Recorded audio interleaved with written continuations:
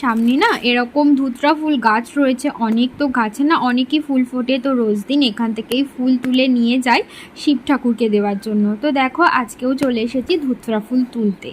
তো ওখানে ফুল তুলে তারপরে চলে আসলাম ঠাকুর জাগাতে।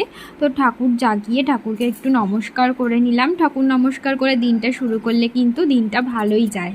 তো তারপরে দেখো স্নানের আগে কয়েকটা জামা কাপড় ধুয়ে দিয়েছিলাম, সেগুলোই এখন বারান্দাতে মেলে দিচ্ছি। বন্ধুরা, আমার এই ছোট্ট মিনি ব্লগগুলো তোমাদের কেমন লাগছে অবশ্যই কিন্তু কমেন্ট করে জানিও।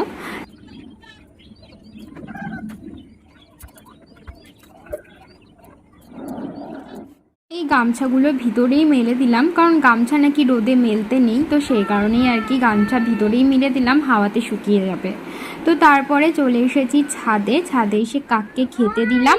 আর কাকের জন্যে না এই মাটির পাত্রটাতে জল রাখা হয়, তো জলটা দেখলাম ফুরিয়ে গেছে। তো